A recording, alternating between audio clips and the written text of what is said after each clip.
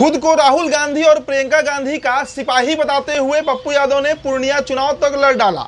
निर्दलीय उन्होंने नामांकन किया और निर्दलीय ही वो चुनाव लड़े।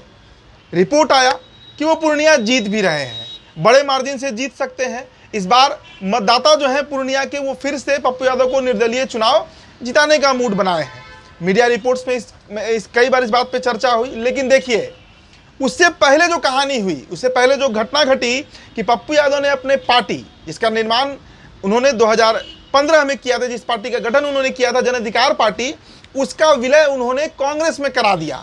दिल्ली गए थे पप्पू यादव और दिल्ली जाकर वहां पर जो आईसीसी इंडियन कांग्रेस कमेटी का जो कार्यालय है, दफ्तर है, वहां पर बजाते वो कांग्रेस का सदस्यता लेते हैं, ये खबर चलता है। अब इस बात को कांग्रेस पार्टी मानने को तैयार नहीं है। इस बात का खंडन किया गया। देखिए कल प्रेस वार्ता हुआ जिसमें आलोक शर्मा जो हैं उन्होंने साफ कहा कि पप्पू यादव जो है वो भले ही पूर्णिया से चुनाव लड़ गए, लेकिन उन्होंने अपनी पार्टी का विलय कांग्रेस में करवाया ही नहीं है। जिसके बाद हड़कंप मच गया।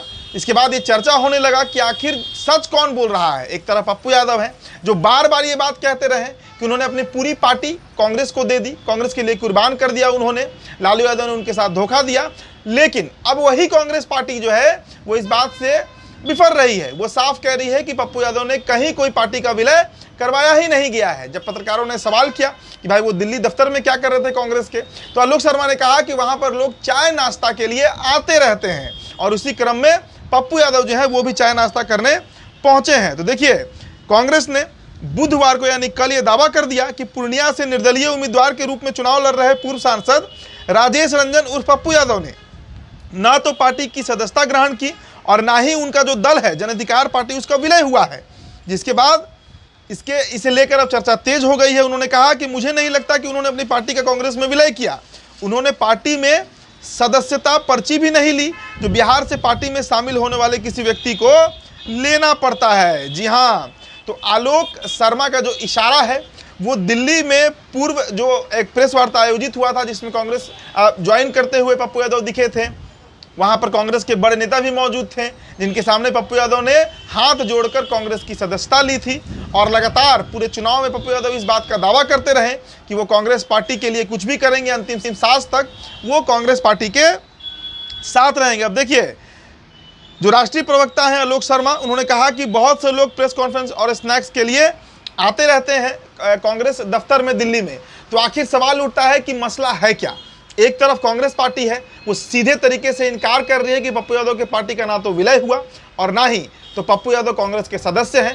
तो दूसरी तरफ पप्पू यादव हैं जो लगातार खुद को कांग्रेसी होने का दावा करते रहे हैं। और देखिए पूर्णिया चुनाव में जो सेकंड फेज में जो वोटिंग हुआ, उस दरमियान चुनाव प्रचार में राहुल गांधी पूर्णिया नहीं गए, जिसके बाद भी ये सवाल उठने लगा कि क्या behind the curtain Pappu Yadav को कांग्रेस समर्थन कर रही है, मतलब राहुल गांधी समर्थन कर रहे हैं। उनका दावा था कि प्रियंका गांधी जो है उनसे भी उनकी बातचीत हुई है और कांग्रेस पार्टी उनका समर्थन करती है। उनका विरोध राजद की तरफ था, मतलब बीमा भारती, जिन्हें लालू प्रसाद यादव ने टिकट दिया। लेकिन कहीं से भी कांग्रेस से उनका कोई तालमेल खराब नहीं हुआ है, दरअसल उनका तालमेल अच्छा हुआ है। इस बात की चर्चा बार बार पप्पू यादव करते रहे। लेकिन आलोक शर्मा के इस बयान के बाद कांग्रेस के ऑफिशियल प्रवक्ता हैं और ये औपचारिक बयान है, ऑफिशियल बयान है, तो क्या पप्पू यादव की पार्टी जन अधिकार पार्टी अभी भी अस्तित्व में है या सच में उसका विलय कांग्रेस पार्टी में हो गया है, ये चर्चा का विषय है। फिलहाल इस रिपोर्ट में इतना ही। मेरा नाम उदित तारन है, बहुत बहुत शुक्रिया।